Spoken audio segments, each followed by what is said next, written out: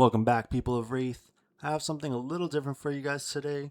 With the new ban list in effect, I wanted to bring you guys what I think are going to be some of the best decks in the format. Now, this is not set in stone, this is just my opinion. Be sure to leave in the comments down below what you think is going to be the best decks. Maybe you have a top 5, top 3. Just let me know in the comments down below. Be sure to hit that like button and hit that subscribe button as well. Our next goal is 1,500. Now, before I jump into what I think the top 5 decks are going to be, I do have two honorable mentions. So, Lyeth and Prism, I think, are both possible contenders for some of the best decks in the meta. I feel like as time has gone by, we're getting more eyes on Lyeth, more people working on making an optimal build.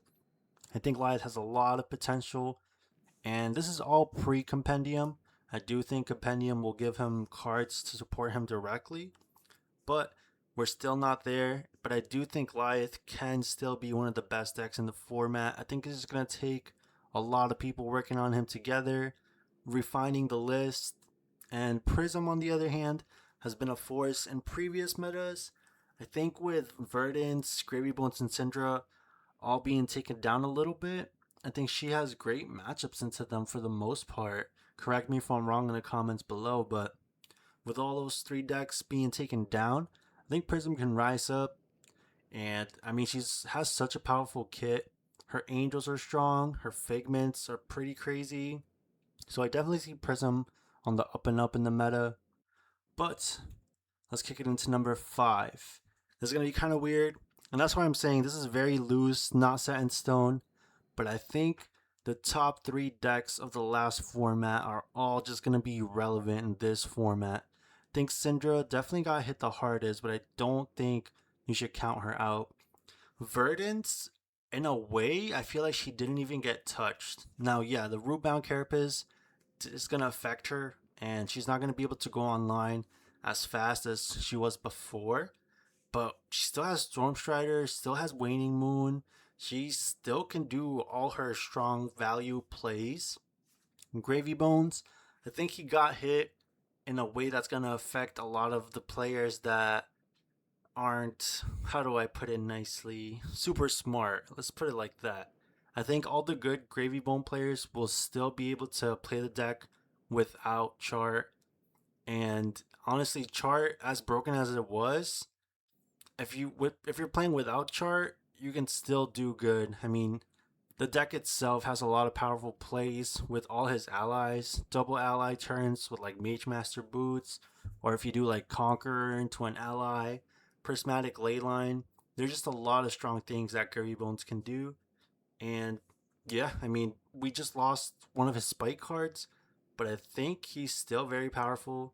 He might be a little slow. Sometimes he might just brick and not do anything. But I think once he gets a couple gold generated, he's still just as strong as he was before. Now, number 4, it's a little weird. We got Arachne, the new versions. Whether that's Marionette or Slippy. Personally, I think Marionette has the higher ceiling and might be able to do more powerful things. Whereas Slippy, I think, is more consistent. Maybe has a lower ceiling. But with the new Armory deck, they both got a little bump. I think Slippy got some nice new cards, and then Marionette, I think, can use Stalker's Steps pretty effectively.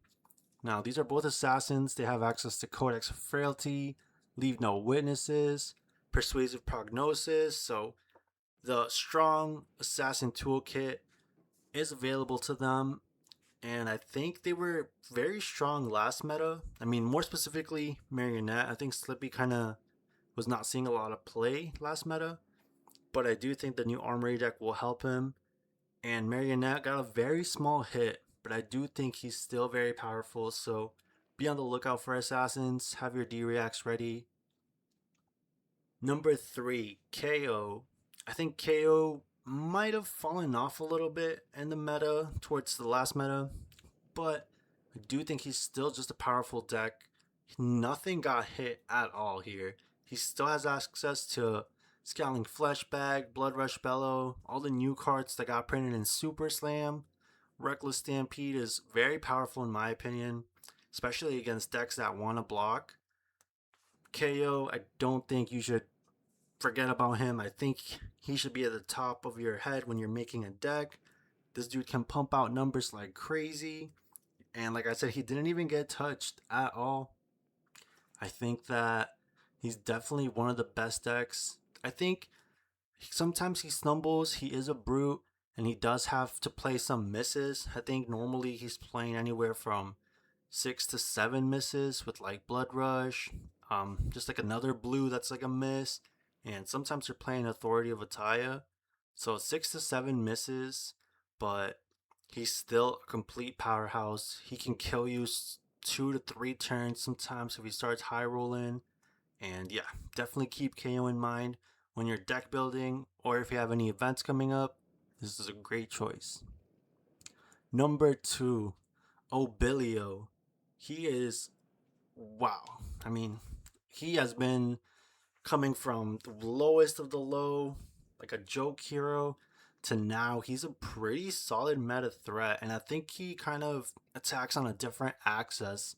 Now, wizards in general, attacking on an arcane axis is very powerful, but Acilio's arcane numbers can get ridiculous to the point where he's sending like a 10 arcane spell thanks to Volsar, and very few decks can actually deal with such high arcane numbers.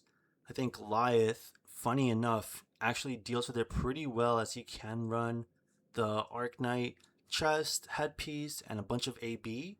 But besides that, preventing such tall amount of arcane damage is pretty much not possible for many decks.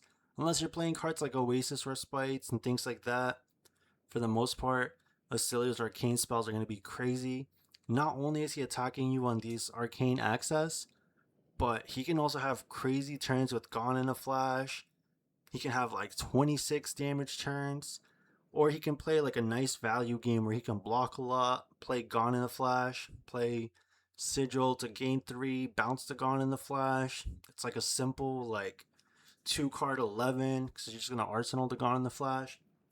Acilio is definitely a threat in the metagame. You could argue he's number 1. I think the number 1 choice is a little better. Acilio's armor is very lackluster, and he also starts at 36. So his kill range for him to die is, a lot more significant than other heroes. But I do think his output is ridiculously strong. And even if he doesn't kill you on his go off turn, if he puts you anywhere on the range of like 2 to 4, a shock with Volsar might just get him there. If he can play an instant on his turn, amp up the shock to like 3 or something, it can just kill you. So he doesn't have to kill you on his big turn. If he gets you low enough, he could just kill you right the next turn. The new card, Cosine to Cosmos Shock, definitely gave him a great boost. And at number 1, we have Dash IO. Now, I think Dash IO was one of the best decks in the last meta as well. Nothing got touched in its toolkit. We still have Max B, we still have Spark of Genius, Cerebellum Processor. I think it has a great Gravy Bones matchup. It can raise Syndra to completely just blow it out. And Verdance lost Carapace, which was one of its best cards against the Dash IO matchup. So everybody took a hit, but Dash IO stayed the same. I think what's going to stop this deck from being one of the most popular decks is just how hard it is to play. Don't think a lot of players will pick this up and stay with it because it is very hard, and it does reward you if you play it a lot and you really know what you're doing. But you can't just pick it up and expect to give you free wins because it's not going to do that. But if you stick with the deck, I think it has such a high ceiling, such crazy output. Its equipment suite is completely like broken. It has so much armor, and then it also has a good amount of arcane barrier with Achilles accelerators. The headpiece, it's like MK2, has like AB2, has an arm piece that lets you prevent 2 arcane. It has such a strong suite of equipment, and cards in deck as well are very powerful. I think Dash IO should be in the top of your list when you're making a deck, or if you're thinking about what decks to bring to your next events. If you want to put some time into it, I think Dash IO is going to reward you heavily. Definitely, I think it's the best deck in the format. But I'm curious, what do you guys all think? Do you guys think Dash.io is the best deck, or is there something better? I think Acilio and Dash.io are very close. There are definitely arguments that could be made to say Acilio is better. I just think Dash.io is a little more consistent. Acilio has a lot of no blocks. He does a lot of hands that maybe don't do anything, whereas in like Dash.io, most of your cards boost. You kind of have like 5 intellect, being able to look at the top card of your deck. Every item gives you 2 extra damage if you have your signature weapon equipped. And then against matchups where you want to get blocked out with Dash.io, you can run things like Hanabi Blaster. It's an item that gives you Dominate. So that pretty much wraps it up, guys. Let me know what you think down below. What do you think is the best deck? Be sure to hit that like button, hit that subscribe button, and peace.